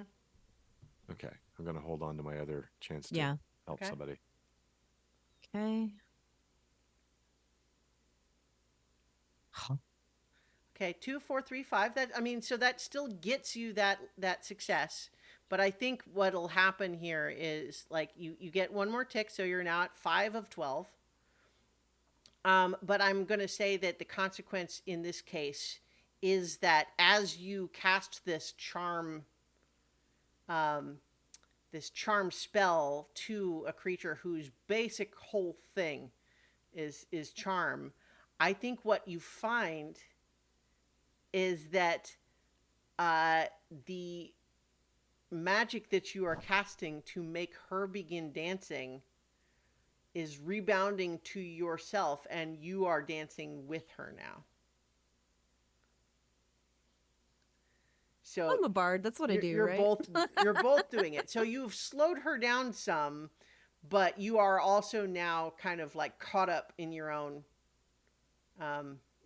charm. Oh man, my D&D sheet rolled them, and I rolled a 6 on there. Aw. Aw. I rolled a 5-1-5-6-6 for the Lord of the Hunt. And On see, here. 6-6 would have even been a critical, but Yeah. alas. But what else? You're chipping away. You're making some progress. I think at this point she is getting ready to unleash some magic of her own. But her problem in this case, as kind of previously established, if I haven't been clear about this, is that mostly her biggest things are charming people, and you are immune to that through the magical archfey identities you've been granted. And so most of her normal tricks don't work on you, which is why she was just going to run away, why she basically got other people to try to fight for her. But nonetheless, I think you are also dealing with all of the ground is starting to like crumble and shake beneath you. The water currents are starting to swirl in a kind of a ominous, gusty way that you're feeling yourself buffeted by the current changing. And I think, somewhat alarmingly as well, every so often as the current blows by you, there's a split second where, oh, I can't breathe this water. Oh, wait, it's back. But you feel it starting to break down. Like the water that has this effect is now being churned up and mixed with the water that does not. So that's happening, and she is trying to. She's currently stuck dancing, but she is looking as though she's might try to turn from running into offense here in a minute. Is there anything that would explode underwater? I mean, in principle, lots of things do. Okay. How hard would it be for us to get like a big bunch of that and flashback and put it right under the rock that the dirt or whatever that she's standing on? That's pretty complicated. I think that one would cost 2 stress. I got 2 stress. Yeah? Yeah. Well, okay. So it'll turn out that you have arranged to buy some of the demolition explosives that the treasure hunters occasionally use when they're trying to get through the more encrusted piles of treasure. And you managed to create what, like mines of a sort? Yeah. Okay. Yeah, so it costs 2 stress to have set that up. Okay. And now I think that we are going to do a roll to essentially see how effective they're going to turn out to be. Okay. And I think that this is increasingly a desperate situation, but I'll let this be a great effect potentially. Okay. And how many dice do I get? Well, so let's see what. Tell me what skill you think makes sense for what you have described for sourcing and then planting in advance these explosives. I mean, wreck might make sense. I think it would be more like resolve. Well, or resolve, prowess remember, is a more. resistance thing. That's not a specific skill. This is a skill, not a category. Oh, okay. Yeah. I mean, you can tell me which skill you think it should be.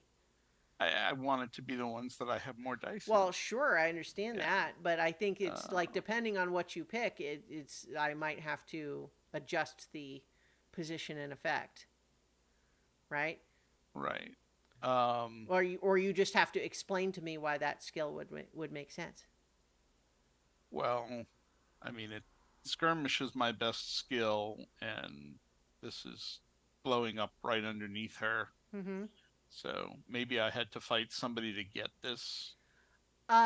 What if instead of having planted it in advance, it's more that you've like made grenades Okay. that you're now attacking with? Okay. Like that, I think that I would buy for skirmish. All right. All right. And so, just fictionally, any potential consequences, we'll keep in mind that that's what's happening instead of the mines. Okay. So this is a desperate situation. Yeah. Desperate, great, I'll allow here. Yeah. Although you are also throwing explosives at the creature holding this magical diamond you want. So, hopefully, it's Yeah. not fragile. Okay, 311. Unfortunately, that's not a very good roll. And so I think in a 311 situation on a desperate move, I think that we might be in a grenade blows up in your hand situation. Yeah. And I think that's that's a level 3 harm, and you're already full up on 1 and 2, I think. I have 2 1s, 1 and 1 2 right now. Mm-hmm. So I think I'm- that that's a level 3 harm for you. I'm gonna try and resist it. Okay. Well, again, remember, you can't really resist it because it would become a Oh. level 2, and so then it would have to stay a level 3 anyway. So I think in the Well, case of the- having You only have one level 2 though, right? right. Yeah. Well, So there's 2 level 2 slots. are there? Oh, I guess there are. Okay, so my mistake then. So yes, you can resist it. For some reason, I was thinking you only had one level 2 slot. So yes, that's true then. Thank you, Okay. Mark, for correcting me there. So you can choose to resist. Then I would say I would normally expect prowess for like, whoops, this grenade's gonna blow up near me. But you want to tell me Yeah, if that- you think. Yeah, that works. All right. So a prowess resistance roll to try to get that level 3 harm. Okay, look, 6. So it's going to be a level 2 scorched. Because it's you managed to get it a little further away from you before it blew up, but unfortunately it still didn't manage to get you anywhere for hurting the Lady Despair. But thankfully, you didn't take any additional stress there. All right, so Indigo, I know we had kind of established that you were going to be taken out of the scene, but I think right now you are still kind of being kept up, so to speak, by this psychic torrent coming through you, which has not stopped, even as stuff is happening now with the, you have felt all of this, and you've been able to process it more clearly as the, as more and more people took up kind of the weight. And so you're able to sense all of these things that I, described for Nightshade. All of that is going through you as well, too. I think you're still overwhelmed from the initial shock of it all, right?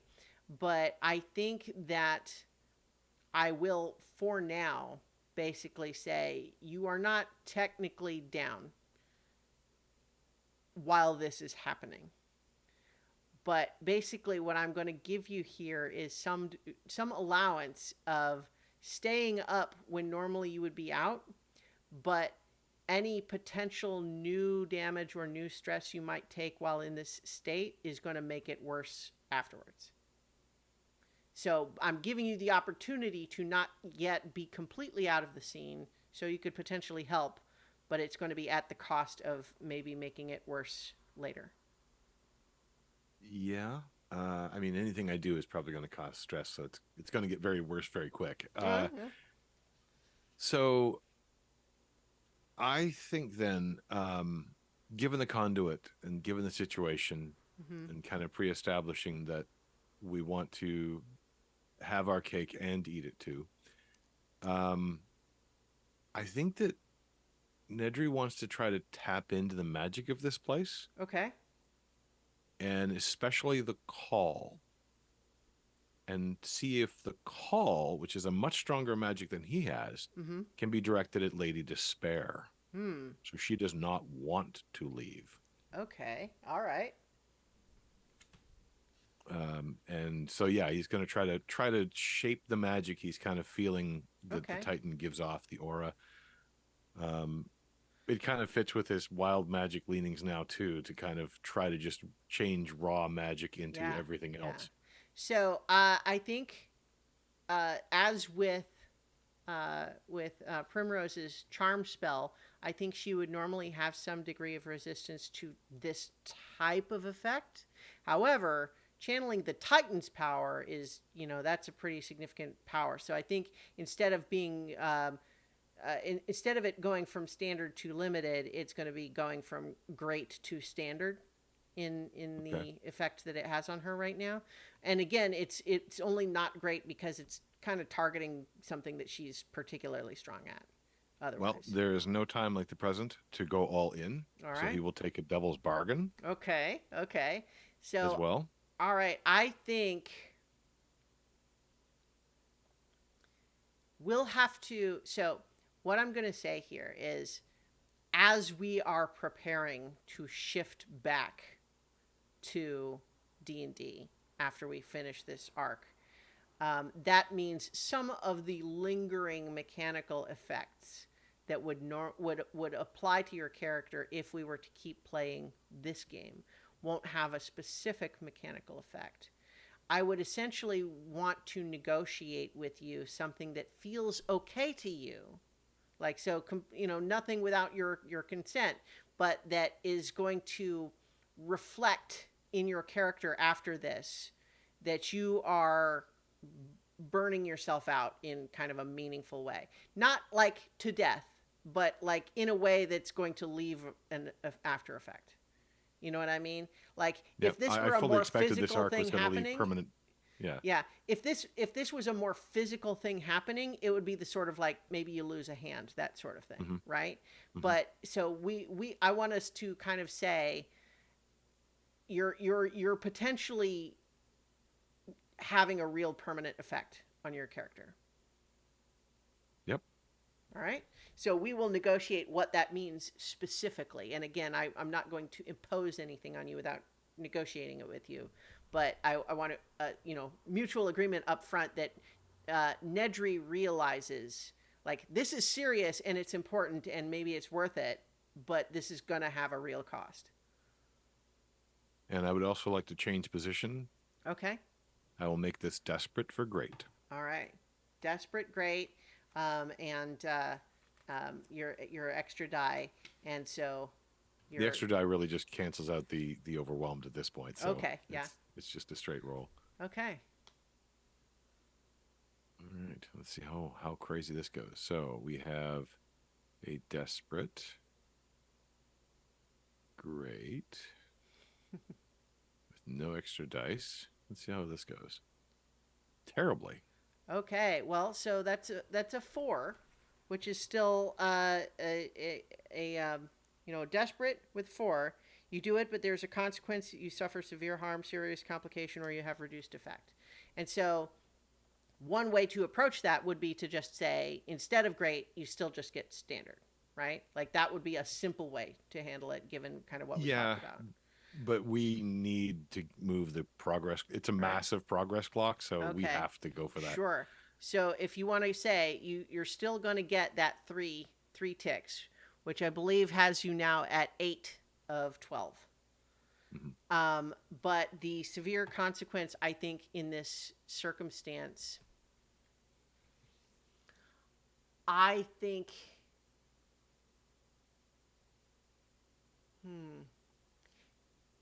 you know what? I'm gonna put Paradise in danger. I mean, it's the do or desperate kind of Yeah. blindsiding kind of thing. So I think that you are looking obviously like weak and kind of wobbling in your position as you're trying to maintain this, and she sees you, you know, and she goes to like try to steady you, and as she is there, you see that she uh, is getting swept up in a lot of like the crumbling. Uh, you know what? I think maybe it's a simpler thing is that she sees that a big piece of coral has snapped off of a promontory above your head, and she basically pushes you out of the way. And she is now taking damage as a cohort, and she is pinned. So right now, I'm going to start a new clock with Paradise is pinned. But you got your 3 ticks for the um, for dealing with the Lady Despair. uh And that is potentially a consequence that could be resisted with the caveat that you don't really have stress to spare to resist no, it, right? but there is an option Yeah? Tell because me. I haven't spent my special armor yet, Okay. and I can spend my special armor as a mastermind to protect a teammate Yeah? from a consequence. Okay. So is that what you do now? I think that's what he would do. He lashes Okay. out with his magic in a kind of raw curve, the way he would normally do the shielding, Yeah. and then kind of expends that bit, Great. that last bit he was holding on to and has been holding on to for a All while. right. No, to try to protect I her. love that. You know what I just I love the image of that, right? Where she looks up and she sees that you're so absorbed in the magic you don't realize that this big piece of coral is about to just fall and crush you, and she jumps to push you out of the way and does, but then realizes, oh no, it's now about to fall on her. But then it stops, and we pan over to see that even absorbed in what you're doing, you've extended your magic and protected her from this falling coral. Yep, that works very well. That's a great little moment. All right. So I think we get the your 3 ticks with using the call, and I think she had been, you know, still dancing from the result of Primrose's spell, but there's a moment as you're dancing with her and she's looking angry, Primrose, where the anger sort of starts to drain out, and she starts looking a little bit more haunted, and she glances down at the Titan, which has started to like recede a little bit, like it looks like it's sunk deeper into this chasm where it is, and you see her just looking at it like she can't quite make herself look away from it. And so she's still dancing under your spell, but she also looks like she's compelled to stare at it, to watch it. So I have a spell that I would like to use, but Okay. in D&D it takes an hour to cast. All right. So how would that, like, because the magic works differently here, Mhm. would we just roll for it? Flashback. Yeah, more or less, but we could also potentially like suggest that it was set up in advance. Like, what spell is it that you're thinking of? Planar binding.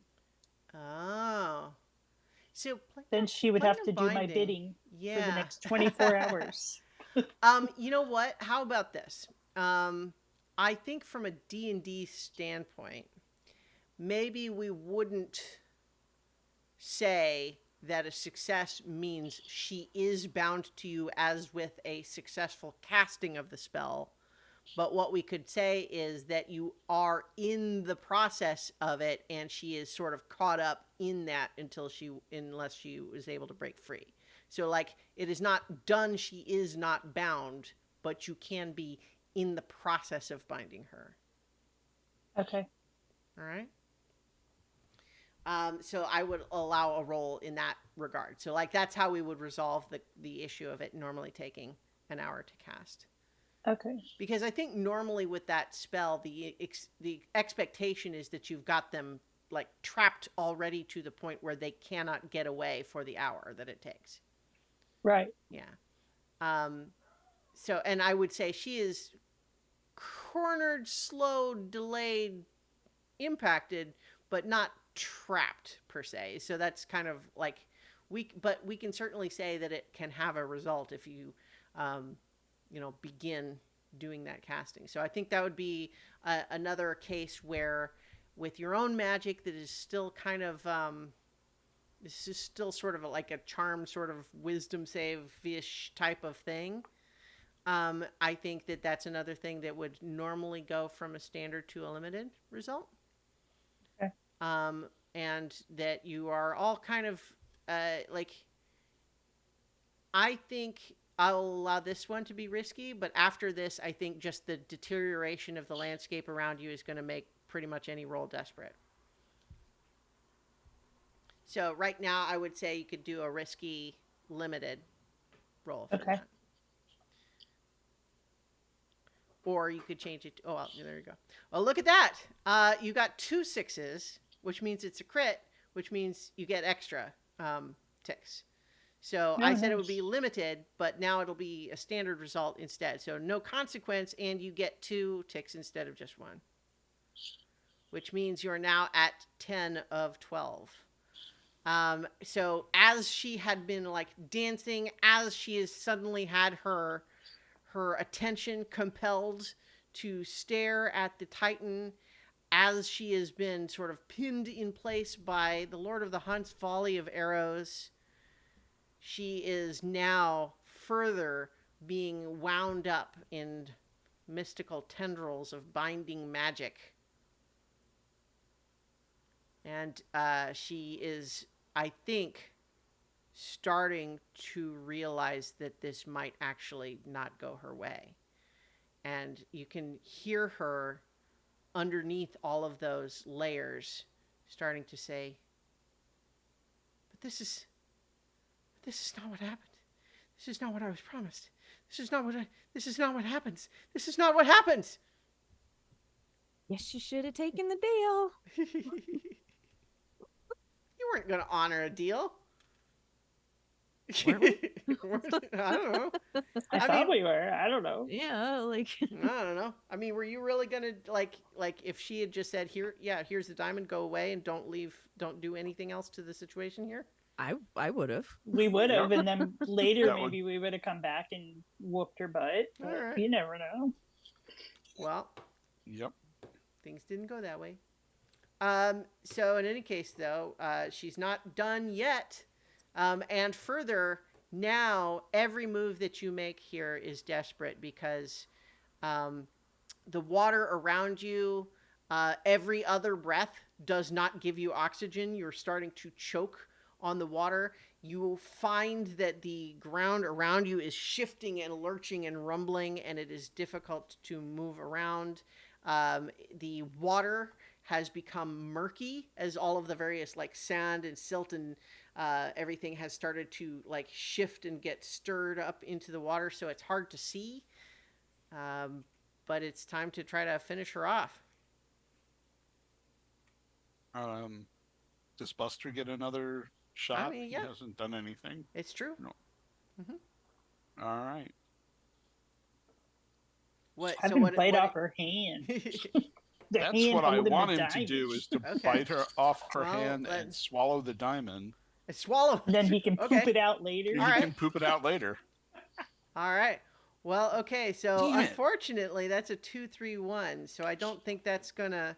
I think he is, unfortunately, as he moves in to try to make his attack, just like the ground is lurching underneath him, and he's kind of like wobbling to try to even stay on his 4 legs. And I think he looks to you with concern, like this is scary. What's happening? And he has taken essentially another point of like damage now, which essentially just means he's going to be less effective, and he is, at risk of a more like permanent problem if he were to Mhm. take like another damage, so to speak. Like What he's Okay. injured. what if Aster saved the day Huh? Well, by he's been here ready to try to help. yeah. Yeah. He calls upon the Mistress of the Dark for empowerment and rushes in to try to chop off her hand with one of those blades he's got. I love it. I love it. He's naturally going to have 2 dice to start. Tell me if there's anything that would modify that. You know, Devil's Bargains can be in play. It can be,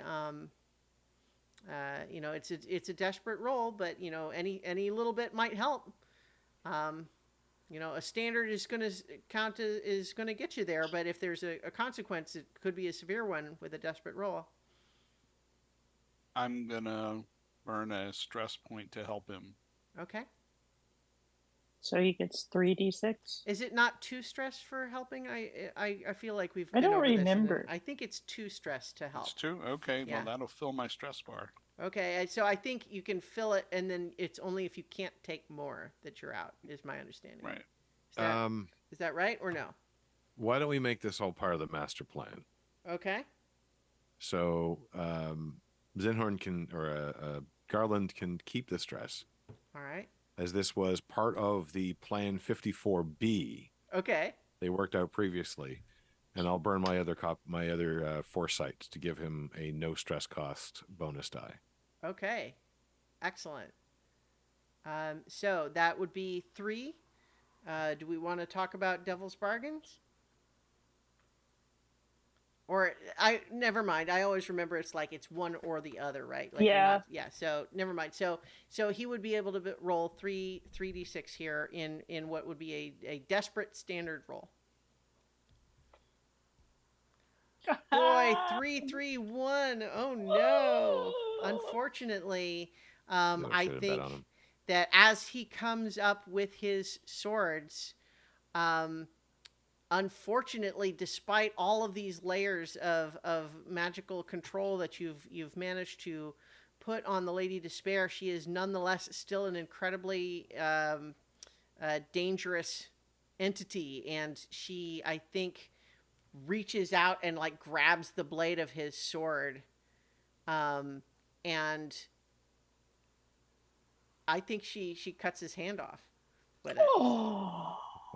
You know, I mentioned it earlier. I felt like I had to follow through now. So, yeah. I hope y'all got greater restoration when we get back to You need D&D. regeneration for that. oh Yeah, that too, yeah. But I don't yeah, have so that yet. unfortunately, yeah, he's not able to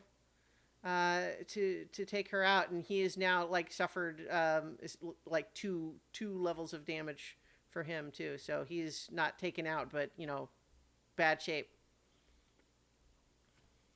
And so this is increasingly desperate. Things are looking pretty messed up here. She is pinioned but not taken out. Okay. I'm gonna stab her with my trident. Okay. So you're going to make a desperate standard roll of your own? What, Yep. skirmish? Yep. All right. Come on.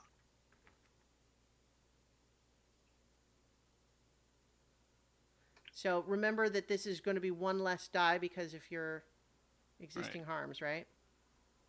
One less die and probably less effect, right? So I think it would actually, that would make it desperate limited.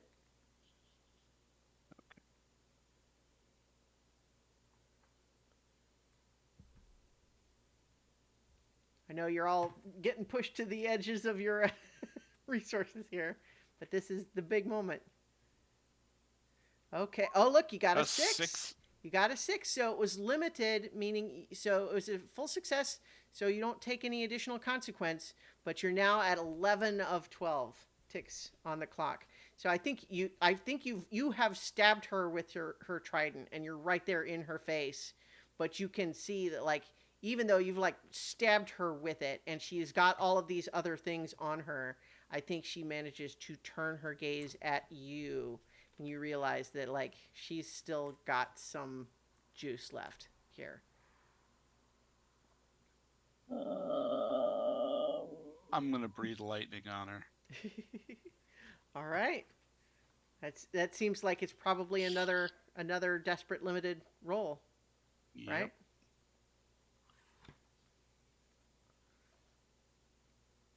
Let's see it. You remember there's like a devil's bargain too if you can't push yourself. Oh, nice. Did it go through? No, it didn't go through. Okay. Desperate. Yep. Limited. -1. Oh no. Yeah. Oh, that's another 6. And that last tick is what you needed. And And so it didn't blow up in my face. So yeah, so you manage, like, you got her with the trident and you're just right up in there and she's almost doing the thing where she's like leaning into it to look at you and just like, how dare you? And then you just unload your lightning breath. Ride the lightning. And I think in the water, the visual effect of the lightning is very different than your normal breath would be. Instead of just extending out in a cone, it's just around you in a cloud, just all directions. But that includes her. And I think there's this, a lot of, like silt and, currents are swirling up around. But we see her arm extending out from between these sort of spears that had encircled her. You see the motion of the dancing begins to fade, and you see the hand holding the diamond fall out and fall limp, and the diamond drops to the ground. I'm grabbing it. Okay. All right. Great. Congratulations. You've defeated the Lady Despair and claimed the diamond. Now run for your lives because this is all falling apart. I'm going to Plane shift. use control water. Okay. Oh. Or unless you want to plane shift. I mean, Is- everyone to me? Let's get out of here. I was also going to say, is the Lord of the Hunt still here? So I think that you have heard him. You can't really see where he is anymore, but I think you have heard him say, "Well done. I can't wait to hear the rest of the story back at the throne."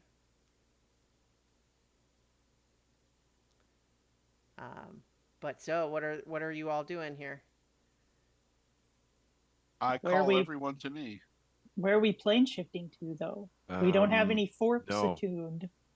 No, and we can't because there's more than 8 of us. Yeah. So I will use control water Okay. to like create a trench that we can walk through All right. so that we don't die. Right. Like as all of this is So- shifting.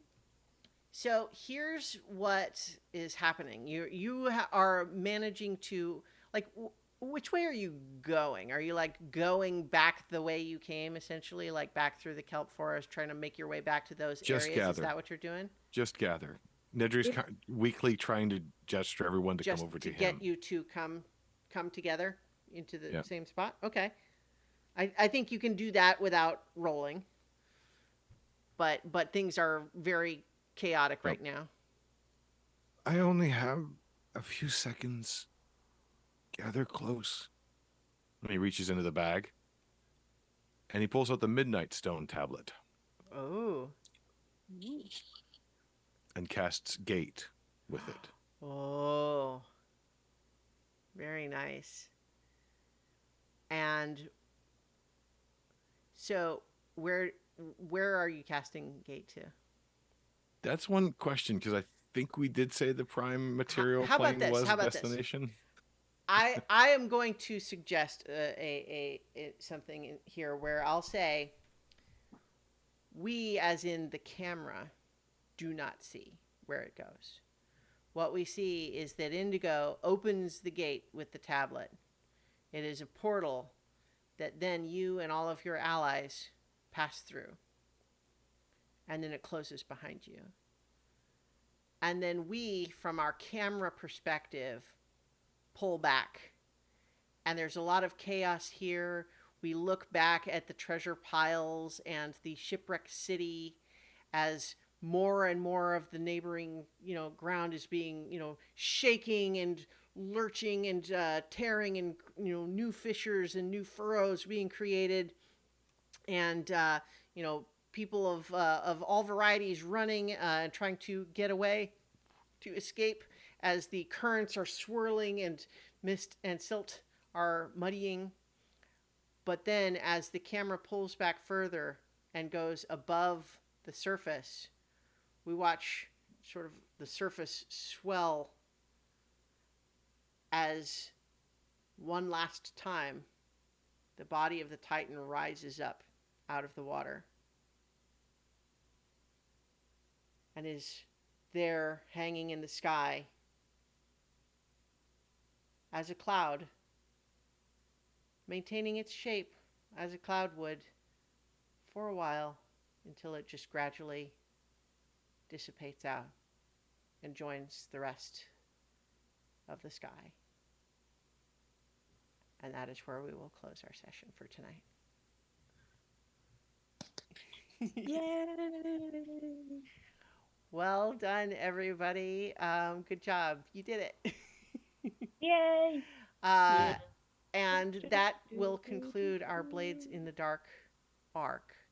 Mechanically, we're planning to switch back to Dungeons and Dragons. There will be some things we'll have to decide about how that will go. But I hope that you enjoyed this little Blades in the Dark side arc excursion. I hope that was interesting to experiment with. And in the meantime, I guess we'll be back for more adventure on so many levels.